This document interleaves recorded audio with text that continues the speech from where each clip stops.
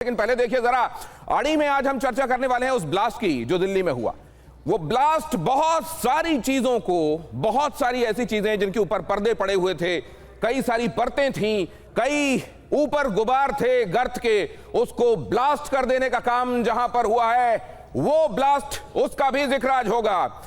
जिक्र होगा कि कैसे मुनीर खुद को सर्वशक्तिमान बनाने में पाकिस्तान में लगा हुआ है और इसके पीछे बहुत सारी चीजें काम कर रही हैं। ये फैक्टर्स जो मुनीर को उसकी कुर्सी पर काबिज रखने में मदद करेंगे, वो कैसे ख्वाजा आसिफ उस सब का ताना बाना बुनने में लगा हुआ है। क्योंकि ये कहा जा रहा है कि शहबाज शरीफ और उसके जितने चंगू मंगू, मतलब जितने भी उसके मंत्री हैं, जिसको वो अपने साथी कहता है कैबिनेट में, वो कैसे मुनीर को मजबूत बनाने में लगे हुए हैं। और ये सब कैसे, असल में इनकी मजबूती की बुनियाद आती है यहां से, मसूद अजहर और इस जैसे दूसरे जो केवल दुनिया में आतंक परोसते हैं, आतंक पनपाते हैं, और तब जबकि इनका कोई मंसूबा किसी जगह पर कामयाब होता है, आजकल फौरन ही ये अपने पैर में भी कुल्हाड़ी मारते हैं और रोने भी लगते हैं, ये कहते हुए कि ये कुल्हाड़ी तो असल में हमने नहीं मारी, ये भारत ने मार दी है आके। आज ये तमाम मामले आपके सामने ब्लास्ट होकर अपने असल स्वरूप में सामने आएंगे और यहां पर कुछ छिपा रहेगा नहीं। ये बड़ी स्क्रीन आपको सब कुछ बड़ा बड़ा और ऐसा जो बड़ी आसानी से समझ में आ जाता है आपके सामने रखेगा। मेरे साथ जुड़ेंगे खास मेहमान जो सब्जेक्ट मैटर को समझने में मेरी मदद करेंगे, लेकिन सबसे पहले आपके सामने रखता हूं आज की ये अहम खबर। फ्लैश कीजिए आज की ये बड़ी खबर ब्लास्ट में। ये है अड़ी का आज का सब्जेक्ट। दिल्ली ब्लास्ट में पाकिस्तान कनेक्शन कैसे सामने आता जा रहा है। दिल्ली ब्लास्ट का ये है पाकिस्तान कनेक्शन। अब ये किसी से छुपी हुई बात नहीं है।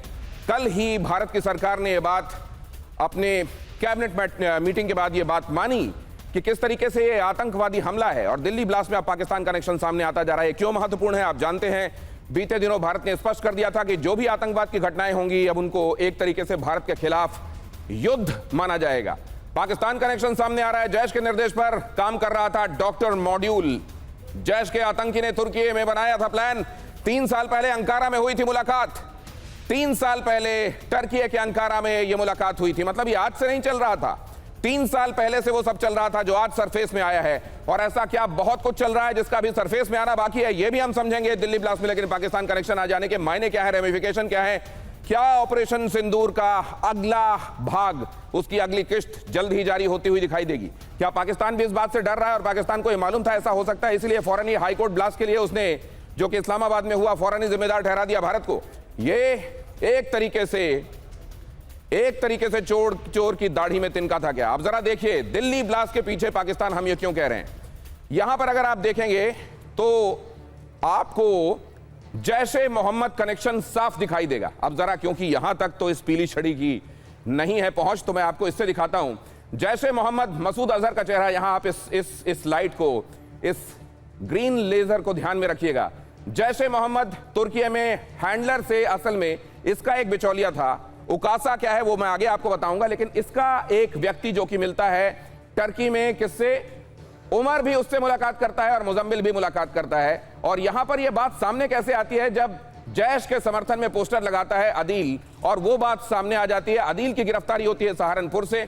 और फिर यह बात भी सामने आती है कि असल में सादिया अजहर, जो कि मसूद अजहर की रिलेटिव है, सादिया अजहर से सीधे संपर्क में थी डॉक्टर शाहीन, जो कि इन तमाम लोगों की मुखिया बताई जा रही है। Doctor Adeel, doctor Muzammil, doctor Umar, इन सब का एक तरीके से यहां फंडिंग करने का काम, इनको ब्लूप्रिंट देने का काम, इनको टारगेट बताने का काम, विस्फोटक कहां से अरेंज होंगे, कैसे उनको बनाया जाना, असेंबल क्या किया जाना, यह सब कुछ कराने का काम डॉक्टर शाहीन कर रही थी।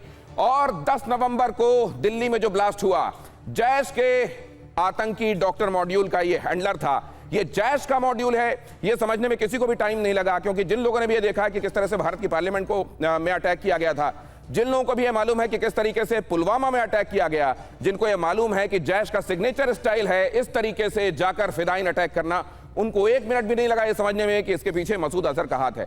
तो पाकिस्तान कनेक्शन बड़ा एस्टेब्लिश है। अब आप जानते हैं पाकिस्तान में जब आतंकियों को मारा गया था तो वहां के वर्दीधारी वहां पर उनकी नमाज जनाजा में पहुंचे थे। तो यह बताने में कि सीधा सीधा कनेक्शन है वहां के डिस्पेंसेशन का आतंकियों से, और आतंकी करते हैं भारत के खिलाफ साजिश। ऐसी ही साजिश यह भी थी, भारत ने इसे एक्ट ऑफ टेरर मान लिया है, तो क्या एक्ट ऑफ वॉर मानते हुए अब कार्रवाई भी होगी। अगली खबर देखिए जरा। दिल्ली ब्लास्ट स्पष्ट रूप से आतंकवादी हमला है। दिल्ली ब्लास्ट पर अमेरिकी विदेश मंत्री का दावा, जांच एजेंसियां अच्छा काम कर रही हैं, विदेश मंत्री ने कहा, इस तरीके के मामलों से निपटने में भारत महारत रखता है, यह कहना है अमेरिकी विदेश मंत्री का।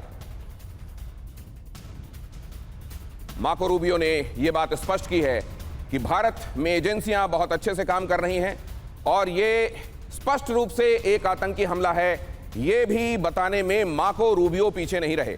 बहुत सारे लोग ऐसे भी हैं ट्रंप के मंत्रिमंडल में जो सच को सच कहते हैं, सफेद को सफेद और काले को काला कहते हैं। मार्को रूबियो भी फिलहाल वैसे ही एक मिनिस्टर दिखाई दे रहे हैं। अब जरा अगली खबर भी आपके सामने, यहां जरा देखिए, यह महत्वपूर्ण खबर, मसूद कनेक्शन देखिए जरा, आतंकी शाहीन के मसूद अजहर कनेक्शन का पर्दाफाश। मसूद के भतीजे फारूक की पत्नी अफीरा के संपर्क में, जरा देखिए ये, और ये राइटिंग ऑन द वॉल है, ये writing on the biggest wall ever in the history of television news in India है। ये देखिए, पाकिस्तान की रहने वाली है अफीरा बीवी, पाकिस्तान से कनेक्शन, महिलाओं को कट्टर बनाने का जिम्मा इसे दिया गया है। आपको मालूम है कि बहुत सारे लोग मसूद अजहर के परिवार के मारे गए जब भारत ने ऑपरेशन सिंदूर को अंजाम दिया। उसके बाद वो बहुत दिनों तक तो गम में था, दहशत में था, खुद को संजोने में लगा हुआ था, लेकिन फिर उसने कहते हैं कि यह कसम खाई थी कि अपने लोगों की मौत का बदला वो लेकर रहेगा, और इसीलिए उसने इस सब को अंजाम दिया। उनमें से ज्यादातर लोगों के चेहरे जो सामने आए हैं, उनकी जो पहचान है मैं आपके सामने रख रहा हूं, यह है अफीरा बीवी। जांच एजेंसियों का काम इस कदर तेजी से हो रहा है कि अमेरिका भी हैरत में है, और इसीलिए वो ये तस्लीम कर रहा है, ये मान रहा है कि जिस तरीके से भारत की जांच एजेंसियां काम करती हैं, इतने कॉम्प्लिकेटेड इशू में, जिसमें इतनी सारी परतें, इतने सारे चेहरे, इतनी कॉम्प्लिकेटेड वेब एक तरीके से बना हुआ है, उसको भी कमाल की तेजी से भारत की एजेंसियां ब्लास्ट कर रही हैं। और यहां पर आपको दिखाई दे रहे हैं ये चेहरे। अब इन चेहरों के पीछे के चेहरों को बेनकाब करने वाले हमारे साथ जो खास चेहरे जुड़ रहे हैं, उनके साथ आपका परिचय करा देता हूं। लेफ्टिनेंट जनरल संजय कुलकर्णी, जब भी उनको देखता हूं गौरव का भाव आता है। ऑपरेशन मेघदूत और सियाचिन ग्लेशियर में भारत का झंडा गाड़कर हम हिंदुस्तानियों का सिर फक्र से ऊंचा करने वाले लेफ्टिनेंट जनरल संजय कुलकर्णी हमारे साथ हैं। Professor Sanjay Bhardwaj, threadbare analysis, ये न सिर्फ विद्यार्थियों को पढ़ाते हैं, बताते हैं कि दुनिया और देश में क्या चल रहा है, बल्कि जब इस तरह की कॉम्प्लिकेटेड चीजों का एनालिसिस करना होता है तो उनका कोई मुकाबला नहीं है। इतने पढ़े लिखे संभ्रांत लोगों को कैसे बरगलाया जा रहा है, ये भटक कैसे रहे हैं लोग? क्या भटकाव इतना आसान होता है? क्या उनके पास अपना बुद्धि विवेक कुछ नहीं होता है? हमारे साथ जुड़ने वाले खास मेहमान वजाहत कासमी हमको ये बताएंगे कि वो कैसे लोग हैं, वो कैसे मौलवी हैं, जिनके संपर्क में आने के बाद अपनी सुध बुध खोकर लोग एक तरीके से हिप्नोसिस के तर्ज पर किसी राह पर चल देते हैं। हमारे साथ आरजू काजमी भी जुड़ रही हैं। पाकिस्तान है तो भारत का ही हिस्सा, किसी जमाने में उसमें लोगों को बरगला कर उसको अलग किया गया। आज भी जहां वहां से कुछ गलत होता है या वहां पर कुछ गलत होता है तो गुस्सा भी आता है और दुख भी होता है। आरजू काजमी इसको कैसे देख रही हैं? पाकिस्तान से चलने वाली इन साजिशों को कैसे देख रही हैं? क्या एक के बाद दूसरी साजिशों को अंजाम देकर वो भी जब भारत में एक सशक्त नेतृत्व है, क्या अपने लिए एक बहुत बड़े खतरे को बुलावा नहीं दे रहा है पाकिस्तान? उनसे हम समझेंगे, लेकिन फिलहाल जरा देखिए, यहां पर यह खबर भी, शाहीन का पाकिस्तान कनेक्शन, डॉक्टर शाहीन अफीरा बीवी के संपर्क में भी थी। अब जरा देखिए, यहां अफीरा बीवी पाकिस्तान में है और ये मसूद अजहर के भतीजे की पत्नी है, ये अफीरा बीवी, और अफीरा के संपर्क में थी डॉक्टर शाहीन, जो कि भारत में आप जानते हैं बड़ी ब्रिलियंट स्टूडेंट थी, मेडिकल उसने क्वालिफाई किया था। लोगों को यही लग रहा था कि जनता के सेवा के लिए एक बड़ा सूटेबल कोई एक व्यक्ति है जो सामने आया है, लेकिन उसने आखिरकार क्या राह चुनी? उसने लोगों को मौत बांटने की राह चुनी, वो भी दीन के नाम पर।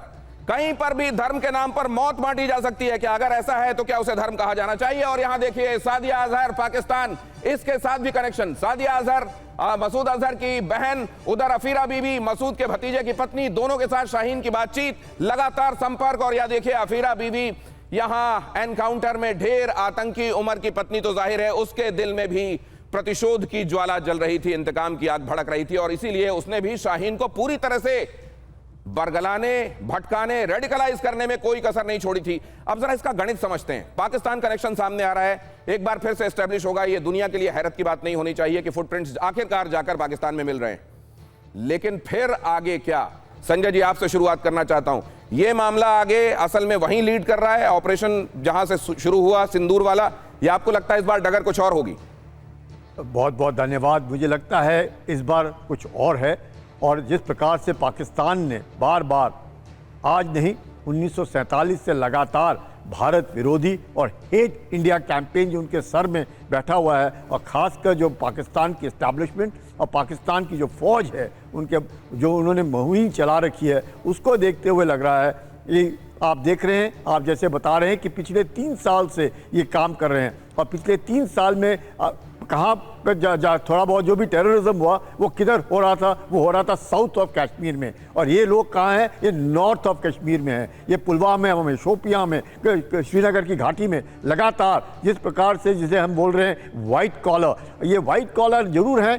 कौन दो ऐसे मैं कहूँगा जो लोग इनके संपर्क में आते हैं, एक मौलवी जो हर फ्राइडे को जुमे के दिन सबसे बात करता है, सबसे हमेशा मिलता जुलता रहता है, और दूसरा है डॉक्टर जो अपने पेशेंट्स के साथ मिलता जुलता रहता है और उसको मालूम है कि किसके और क्या करना है। तो ये दोनों ने मिल करके जिस तरीके से एक साजिश रची है, और ये साजिश रची है कहाँ पे, हिंदुस्तान के अंदर, और जैसे आप बता रहे हैं बीवी शाहीन का कनेक्शन और उसका मसूद अजहर की बहन के साथ का कनेक्शन, ये कनेक्शन जैसे जैसे एस्टेब्लिश होते जा रहे हैं, देखिए ये इसमें किसी को कोई बड़ा रॉकेट साइंस नहीं है कि इस तरह की गड़बड़ियों के पीछे कौन होता है, पाकिस्तान होता है, लेकिन उसको प्रूफ्स के साथ एस्टेब्लिश करने वाला, सब्सटेंशिएट करने वाली हर एक चीज अब सामने आती जा रही है।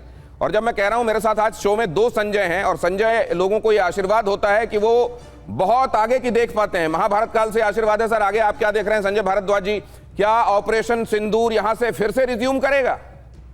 देखिए, निश्चित रूप से ये बात समझ में आ गई कि पाकिस्तान और आतंकवाद दोनों पर्यायवाची हैं, पहली बात। और पाकिस्तान में जो 4A है, जिसमें मैं कहूँगा आतंकवाद है, असैसिनेशन है, अल्लाह है और आर्मी है, ये बहुत स्ट्रांगली फंक्शन करता है। और आर्मी का तो जो जिस तरीके से मुनीर अपने आप को सेल्फ प्रोक्लेम गॉड डिक्लेयर कर दिया, वो निश्चित रूप से पाकिस्तान को और आतंकवाद की तरफ धकेलेगा। अब बात आती है कि भारत इस बात को समझता है, और आप पहली बात कि अच्छी बात यह है कि अमेरिका भी ये बात समझ रहा है कि भारत आतंकवाद से पीड़ित है। पहली बार एक अच्छा खबर है कि जो दोहरा मापदंड अभी अमेरिका का नहीं है, आतंकवाद को समझ रहा है। तो मुझे लगता है कि भारत के जो ये दर्द है, जो ये आतंकवाद जिस तरीके से पाकिस्तान फैला रहा है, जब तक पाकिस्तान को ठिकाने नहीं लगाया जाएगा, जब तक पाकिस्तान पे डिफरेंस बाय पनिशमेंट नहीं लिया जाएगा, जब तक वहां पर उनके घुसके जैसे हमने बालाकोट किया और सिंदूर को, ऑपरेशन सिंदूर को जब तक हम कंप्लीट नहीं करेंगे, तब तक ये पाकिस्तान एक तरफ भारत मारेगा, एक तरफ अफगानिस्तान मारेगा, तालिबान मारेगा, इन्हीं का तो सर ख्वाजा आसिफ का कहना यह है कि हम 2 फ्रंट वॉर के लिए तैयार हैं। ये उसने क्या अपने डर को आवाज दी है? कहते हैं कि जहां पर आप किसी चीज को आगे बढ़कर कहें तो कई बार अपने डर को आप नहीं दिखाने के लिए, उस पर पर्दा डालने के लिए ऐसा करते हैं कि हम तो 2 फ्रंट वॉर के लिए तैयार हैं। जहां आटा 400-500 रुपए किलो हो गया, टमाटर 500-500 रुपए किलो बिक रहा है, वहां 2 फ्रंट वॉर के लिए तैयार है, यह कहा जा रहा है। जरा सोचिए। और अगली खबर देखिए, अल फलाह यूनिवर्सिटी को लेकर बड़ी खबर अड़ी में, अगली ब्रेकिंग, यूनिवर्सिटी का फॉरेंसिक ऑडिट होगा, सोर्सेस ने बताया है। देखिए ये बड़ी खबर, अल फलाह यूनिवर्सिटी को लेकर ये बड़ी खबर, फॉरेंसिक ऑडिट होगा। फॉरेंसिक ऑडिट मतलब पूरी यूनिवर्सिटी में जगह जगह पर फॉरेंसिक एक्सपर्ट्स जाएंगे और ये देखेंगे कि कहां कहां पर विस्फोटकों के फुटप्रिंट मिल रहे हैं, किसी भी ऐसे एक्सप्लोजिव को एक्सप्लोजिव बनाने वाले केमिकल के फुटप्रिंट मिल रहे हैं, और अगर वो मिल रहे हैं जिनका असल में वहां पर कोई कैंपस में कोई काम नहीं है और बाहर से एक तरीके से वो फॉरेन एलिमेंट ट्रीट किया जाता है, बॉम्ब बनाने या दूसरे किसी तरीके के असलहा बनाने या किसी भी इस तरीके के काम में अगर कोई चीज लेने वाली उसके फुटप्रिंट वहां से मिलते हैं, तो अल फलाह यूनिवर्सिटी पर बड़ी कार्रवाई होगी। फॉरेंसिक ऑडिट किया जाएगा, वित्तीय लेन देन की जांच भी ईडी करने वाली है कि कहीं ऐसा तो नहीं हो रहा था कि अल फलाह यूनिवर्सिटी के अपने अकाउंट पर फंड्स आ रहे थे और वहां से फिर ट्रांसफर किए जा रहे थे अलग अलग लोगों को। हालांकि अभी तक सिर्फ यही कनेक्शन एस्टेब्लिश हुआ है कि सादिया के जरिए डॉक्टर शाहीन को ये पैसे आ रहे थे, उसके अकाउंट में कई बार पैसे आए हैं और उसके बाद ये पैसे दिए गए हैं अलग अलग, कई मुजम्मिल को दिए गए हैं या उमर को दिए गए हैं। बताया ये भी जाता है कि पैसों के लेन देन को लेकर मुजम्मिल और डॉक्टर उमर के बीच में भी लड़ाई हो चुकी है। तो एक तरफ तो ये पर्पस को लेकर चल रहे हैं जो इनके हिसाब से इनका मकसद था, और उस मकसद में भी जहां पर पैसा आ रहा है सामने, वहां एक दूसरे की कॉलर भी पकड़ रहे थे। फॉरेंसिक ऑडिट होगा, वित्तीय लेन देन की जांच होगी, ईडी भी जांच करेगी और फॉरेंसिक जांच, वित्तीय मामलों की जांच होगी, फॉरेंसिक ऑडिट भी होने वाला है। तो कुल मिलाकर अल फलाह यूनिवर्सिटी, ये बात भी अपने आप में स्पष्ट है कि अल फलाह यूनिवर्सिटी का पूरा दामन पाक साफ हो और वहीं पर काम करने वाले इतने सारे किरदार इस तरह की आतंकी गतिविधियों में लगे हुए हों, ये बात गले के नीचे नहीं उतरती। वैसे देखना है आगे आता क्या है। और दिल्ली आतंकी ब्लास्ट में फंडिंग को लेकर बड़ा दावा, मुजम्मिल, आदिल, इनको लेकर बड़ा खुलासा। मुजम्मिल, उमर और शाहीन ने जुटाई थी फंडिंग। मुजम्मिल, उमर, शाहीन 20 लाख रुपए उमर को सौंपे गए थे। तो असल में उमर को अगर ये पैसे सौंपे गए तो उसमें फंड जुटाने के मामले में तो जो मेन किरदार, मेन कैरेक्टर है वो शाहीन ही है। शाहीन क्योंकि गर्लफ्रेंड बताई जाती है मुजम्मिल की, तो शाहीन ने ये पैसे हो सकता है मुजम्मिल को दिए हों और मुजम्मिल के जरिए आगे दिए गए हों उमर को। और जितने पैसे शाहीन से गए थे मुजम्मिल को, उतने ही पैसे आगे उमर को नहीं गए होंगे। इसी बात को लेकर दोनों ने एक दूसरे की कॉलर पकड़ ली होगी, जिस झड़प की बात इन दोनों के बीच में आती है कि अनबन चल रही थी पैसों के लेन देन को लेकर। तो ये आईईडी के लिए 3 लाख रुपए से यहां पर अमोनियम नाइट्रेट खरीदा गया था। उमर मुजम्मिल के बीच में पैसों को लेकर विवाद हुआ था। ये देखिए, ये जो ब्रेकिंग ऑन द वॉल आप देख रहे हैं, ये एक बहुत बड़ा फैक्टर है इससे जुड़ा हुआ कि एक तो इनके पास पैसे पहुंच रहे थे, उसका एक लिंक, उसका एक चेन बनी हुई थी, किसके पास से फिर किसके पास पैसे जाएंगे। और यह भी हो रहा था कि शायद बीच में पैसे रख भी लिए जा रहे थे, एक एक चेन अपने पास कुछ कुछ पैसे रख भी ले रही थी। और इसको लेकर उमर परेशान भी था क्योंकि आखिरकार जान दांव पर उसको लगानी थी। और इसलिए वो ये कह रहा था कि ये बाकी के पैसे कहां गए, केवल कुछ चीजों के पैसे दिए गए, बाकी पैसे क्यों नहीं दिए गए। मुजम्मिल, आदिल, उमर, शाहीन फंडिंग जुटा रहे थे। 20 लाख रुपए उमर को सौंपे गए थे। आईडी बनाने के लिए 3 लाख रुपए से एनपीके खरीदा गया। उमर मुजम्मिल के बीच में पैसों को लेकर विवाद भी हुआ। अब ये जो सब कुछ चल रहा है, अभी तक जितनी बातें सामने आई हैं उसमें कोई ऐसी महत्वपूर्ण बात जो हमारे एक्सपर्ट्स देख रहे हैं और जो हमको जानना चाहिए, ये भी हम समझते हैं। लेकिन उससे पहले वजाहत साहब, एक तो ये कि अगर ये वाकई किसी मकसद को लेकर किया जा रहा था तो इसमें आपस में लड़ाई कैसी फिर तो। और दूसरे किसी आदमी को यह समझा दिया जाना कि दीन के हिसाब से तुम्हारा मकसद यह है कि बेगुनाहों का खून बहाओ, ये कैसे पढ़े लिखे लोगों को भी उनके दिमाग में इंजेक्ट किया जा सकता है सर? दिनेश भाई, दिल्ली में जो कुछ हुआ उसकी निंदा और मजम्मत करते हुए और शहीदों के साथ हमारी हमदर्दियां हैं, इज़हार ताज़ियत करते हुए और अपने हम वतन भाइयों के साथ जिस तरह का सलूक करने की कोशिश दहशतगर्दों की तरफ से की जा रही है, पूरी दुनिया को ये पैगाम देते हुए कि हम हर वक्त शाना बशाना कदम ब कदम उनके साथ खड़े हैं, मैं आगे बढ़ूँगा। ना ये दीन है और ना ही ये इस्लाम है और ना ही ये मुसलमान है। और हिंदुस्तान का 20 करोड़ मुसलमान आज किस कदर शर्मिंदगी से दो चार है और किस कदर वो शर्मसार है, ख़ास तौर से कश्मीर का मुसलमान। इसका अंदाज़ा दिनेश भाई आपको जब होगा जब आप उन समझदार मुसलमानों से गुफ्तगू करेंगे। हज़ारों लोगों से इन 2-4 दिनों में मिल चुका हूँ, हर किसी ने टोका है, मुफ्ती साहब ये कब तक चलेगा और कहाँ तक चलेगा और क्यों चलेगा। लालच ने और बददीनी ने और जुनून ने इनको यहाँ तक पहुँचा दिया कि अपने ही देश के लोगों को मारने पर उतारे आए। और ये कोई, अब ये सवाल मुझसे कई बार लोग पूछ रहे हैं, 2-3 दिनों में आपने भी पूछ लिया है दिनेश भाई कि ये पढ़े लिखे लोग थे। भाई उसामा बिन लादेन क्या कम कुछ पढ़े लिखा था? अयमन ज़वाहिरी को क्या कुछ कम पढ़ा लिखा? ये तो दिमाग से आप गलत फहमी निकाल दे दिनेश भाई कि डॉक्टर होगा दहशतगर्द नहीं हो सकता। जिस तरह की तालीम अजहर मसूद, लश्कर तैयबा जैसे मोहम्मद के लोग कुरान पाक या हदीस पेश करके दे रहे हैं लोगों को मारने के लिए, तो वो डॉक्टर हो, मास्टर्स किया हुआ हो, चाहे वो इंजीनियर हो, वो इस बात पर उनको उतारू कर लेते हैं कि आपको लोगों का खून लेना है और यही दीन है।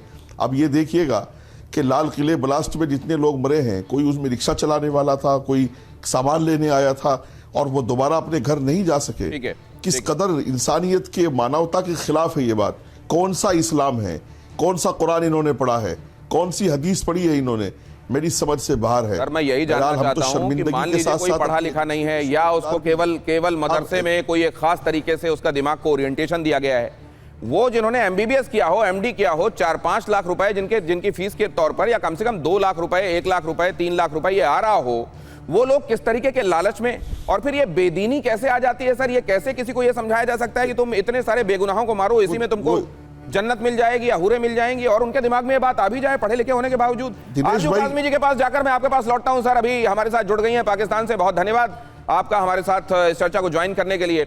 आरजू जी, आप क्या देख रही हैं? और दूसरे ये कनेक्शंस जो मिल रहे हैं यहाँ के लोगों के, उस तरफ के कनेक्शंस और उस तरफ इन कट्टरपंथियों के साथ, इन आतंकवादियों के साथ के कनेक्शंस, ऑपरेशन सिंदूर भी पॉज में है।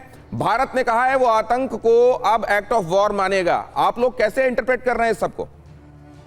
देखिए, जिस वक्त दिल्ली में अटैक हुआ है उस वक्त इस्लामाबाद कचहरी में भी अटैक हुआ है, जो टीटीपी ने रिस्पॉन्सिबिलिटी ली है।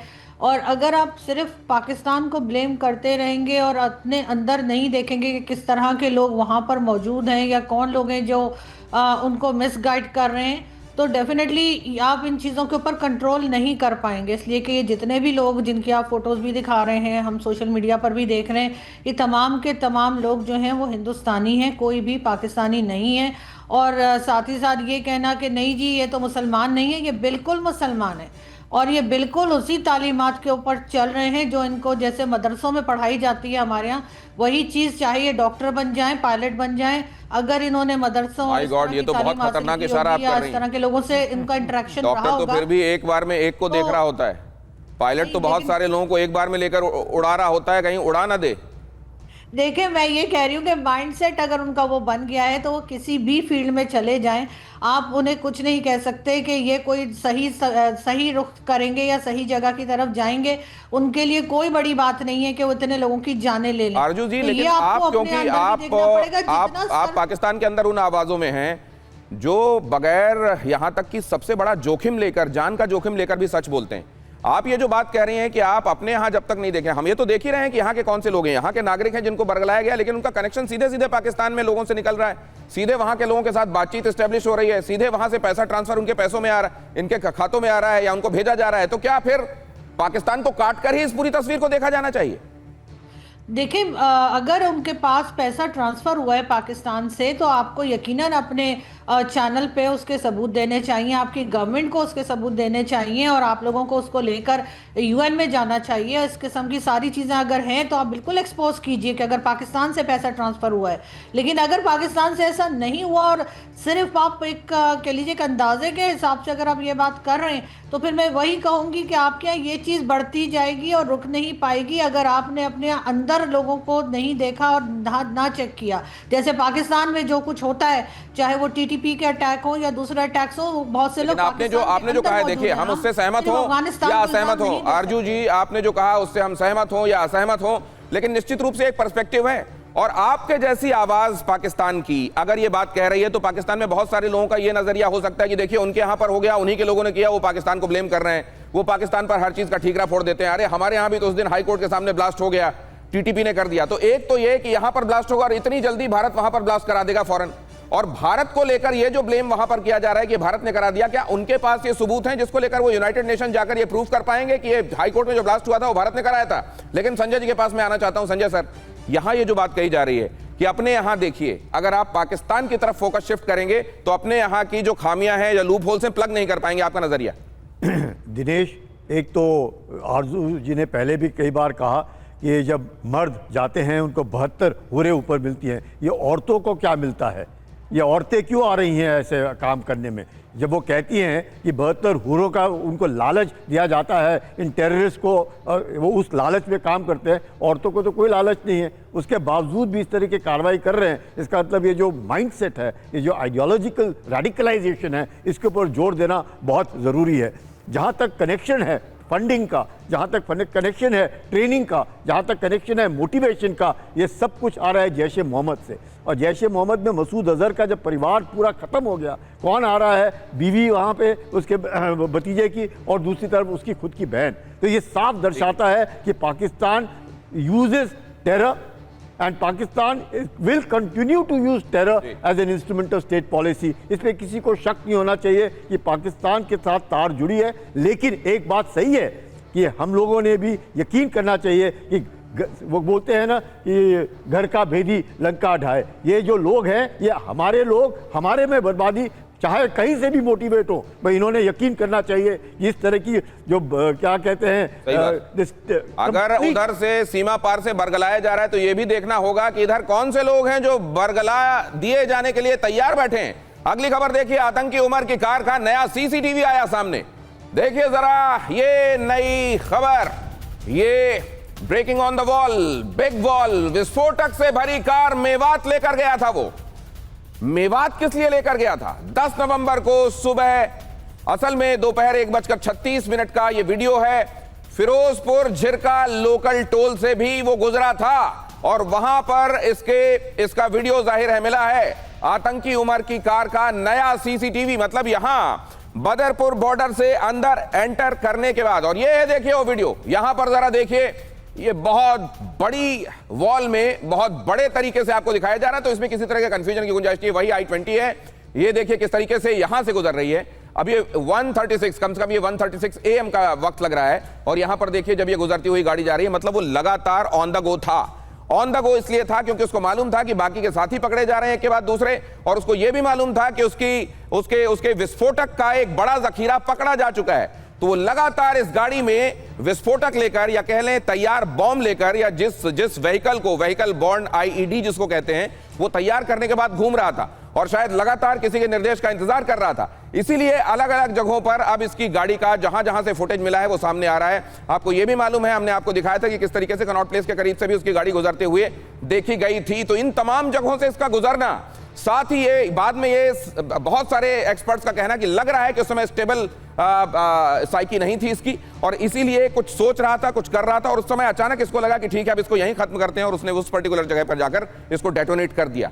ये तमाम तस्वीरें किस एक बड़ी पिक्चर को बना रही हैं? संजय जी, आपको क्या लग रहा है? देखिए, 2-3 बातें मैं आरजू जी को सुन रहा था। पहली बात तो कि पाकिस्तान में कोई आवाम की आवाज़ है नहीं, वहाँ पे आवाम के अलावा बाकी सबकी आवाज़ है, पहली बात। दूसरी बात, 2 फैक्टर्स मैं देखता हूँ। पहला कि जो टेरर फाइनेंसिंग है ये फ्लो होता है, डायरेक्टली नहीं इनडायरेक्टली भी होता है। और जो आपने मेवात का जिक्र किया उसमें देखिए पेट्रो डॉलर वो पाकिस्तान के माध्यम से बहुत कुछ फ्लो हुआ है, रिवाइवल ऑफ इस्लामिक सोसाइटी, बहुत सारी चीज़ें। उन्होंने क्या किया है कि जो यंग है, यूथ है, उनको बेसिकली गुमराह किया है, और उसमें सबसे बड़ा जो योगदान रहा है, मैं उसको कहूँगा कि डिक्लाइन ऑफ स्कॉलरशिप की, धर्म की सही परिभाषा, धर्म को सही तरीके से पढ़ाया नहीं गया, इस्लाम को सही तरीके से पढ़ाया नहीं गया, गुमराह किया गया। और आज तक सस्ती शिक्षा का लालच देके जो जिस तरीके से डॉक्टर्स को, देखिए कहने को पढ़े लिखे हैं लेकिन वो पढ़े लिखे नहीं है, जो मानवता के खिलाफ हैं, जो इस तरीके की हरकत, ये खाली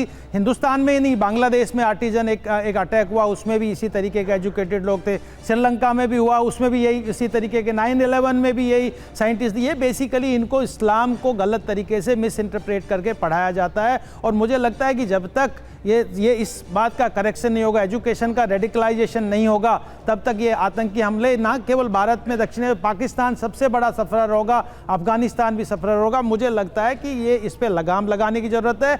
और जो ना केवल भारत, सबसे बड़ी बात तो ये है कि पाकिस्तान कोयले की दलाली भी करता है और हाथ काले होने का रोना भी रोता है।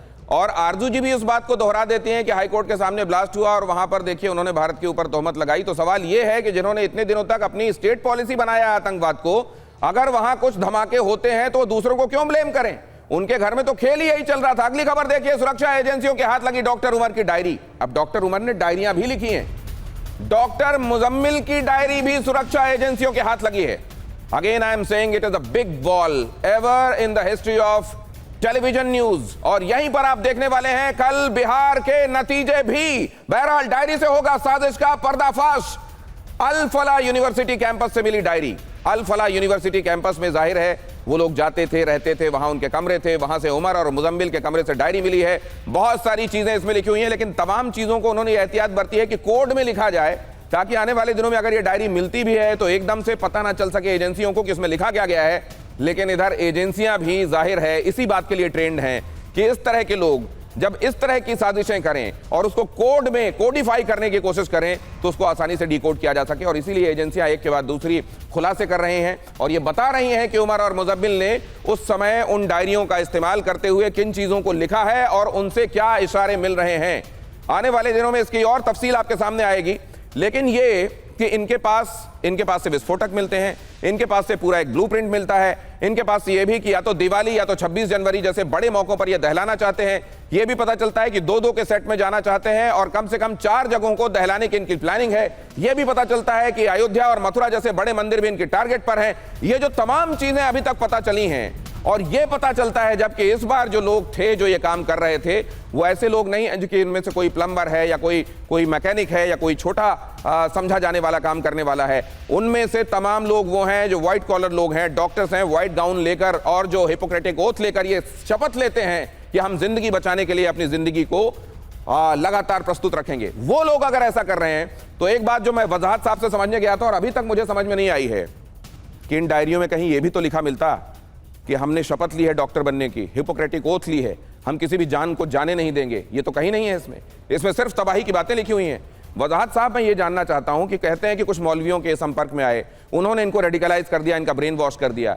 ऐसे लोगों को जिनके दिमाग का एक ओरिएंटेशन हो चुका है, जो साइंटिफिक तवाजन रखते हैं अपने दिमाग का, उन लोगों को भी बरगलाया जा सकता है? इसकी वजह तो बताइए।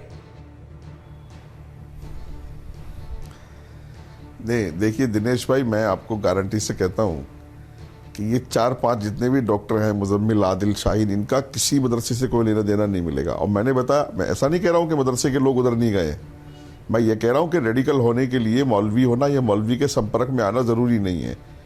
उस तरह की तालीमात, जैसे मैंने बताया कि जैश मोहम्मद का जो मौलाना है अजहर मसूद, वो दुनिया में एक ऐसा स्पीकर है कि उसको जो भी सुनेगा वो उससे असर लेगा।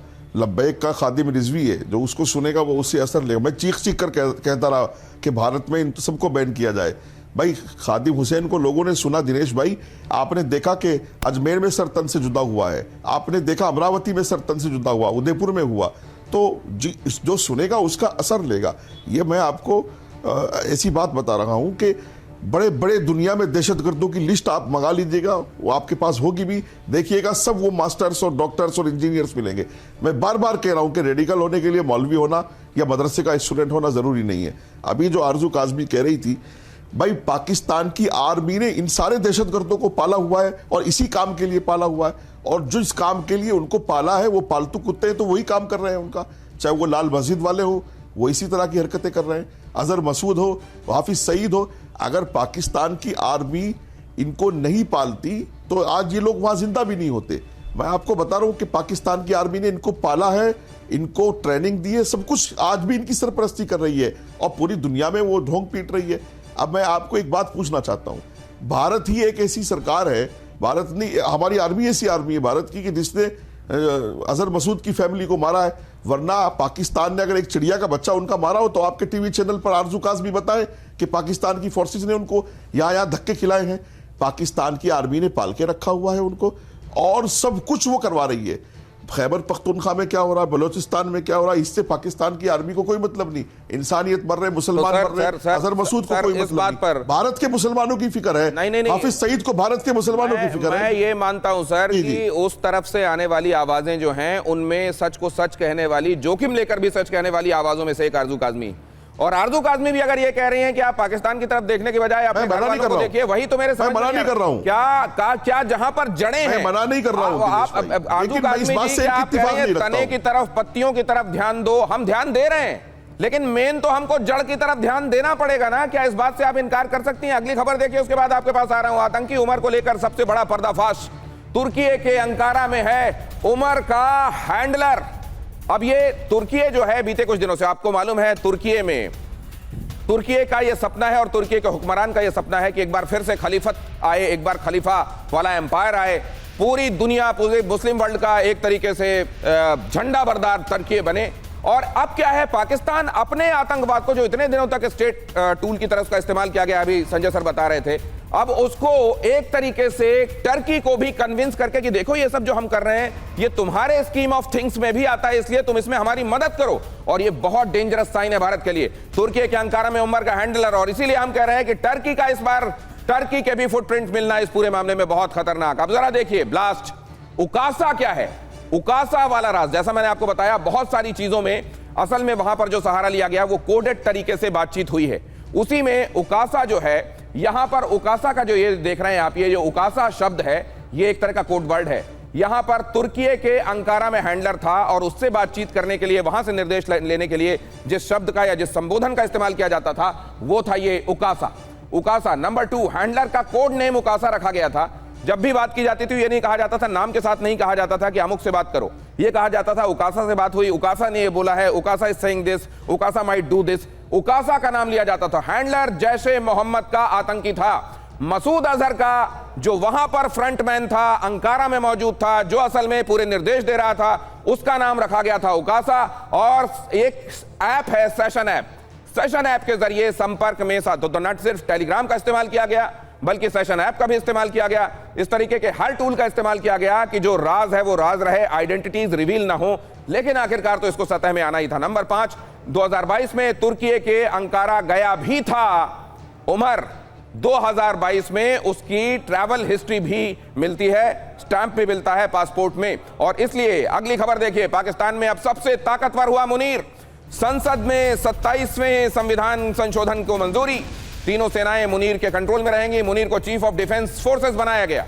अब देखिए आप, एक तरफ मुनीर के रहते, मुनीर जो ये कहता है कि कश्मीर हमारा जुगलर वेन है, मुनीर जो ये कहता है कि we are basically in every aspect of life are different from Hindus, इस तरीके की हेट्रेड रखने वाला आदमी वहां पर मजबूततम होता जा रहा है। और फिर वहां पर देखिए क्या हो रहा है, आतंकवादियों को पनपाया जा रहा है और उनके जरिए पूरा खेल खेला जा रहा है। जड़ें वहां पर हैं, लेकिन कहा यह जा रहा है कि तने और पत्तियों की तरफ भी ध्यान दो। संजय कुलकर्णी सर, ये देखिए 27th अमेंडमेंट से ये फील्ड मार्शल जो है ये लाइफ लॉन्ग फील्ड मार्शल, और इसके बाद जिस तरह से चीफ ऑफ डिफेंस फोर्सेस बन गया है, तीनों अंग जो हैं इनके नीचे होंगे, ये साफ दर्शाता है ये हाइब्रिड जो गवर्नमेंट आज पाकिस्तान में चल रही है। पाकिस्तान की सरकार चाहे जो सूडो डेमोक्रेसी के तौर पर मैं कहूँगा कि एक तरीके से सूडो, क्योंकि रिमोट कंट्रोल किसके पास है, अब तो एक्चुअल कंट्रोल ही अब आसिम मुनीर के पास है क्या, बिकॉज जिस प्रकार से ट्रंप बार बार बोलते हैं डियर फील्ड मार्शल। केवल 30 सेकंड बचे हैं तो आरजू जी को एक मैं जरा इन्वाइट करूंगा। आरजू जी, वहां चीजों में आप तब्दीली देखती हैं या हमारे यहाँ गाड़ियों में लिखा रहता है कई जगह कई बार पीछे, यो तो ऐसे ही चाल लेगी, पाकिस्तान ऐसे ही चलेगा क्या और ये ऐसे ही होता रहेगा? देखिए, सबसे पहले मैं ये जरूर कहना चाहूंगी कि इस बार किले के दरवाजे अंदर से खुले हैं, तो इसलिए पाकिस्तान की तरफ जरूर देखिए। यहाँ तो हमेशा से खुले हैं अंदर से, हम जयचंदों के संदर्भ में बहुत पहले से पढ़ते आए हैं। से देखिए, अंदर से पहले पकड़िए लोगों को, तभी आप बाहर के लोगों को रोक पाएंगे। इस वक्त जो है ये किले के दरवाजे अंदर से खुले हैं आपके यहाँ। किले के अंदर वाले से तो हम निपटेंगे ही, लेकिन किले के बाहर से अंदर आने वालों को भी हम छोड़ेंगे नहीं। आरजू जी, बहुत धन्यवाद आप सबका।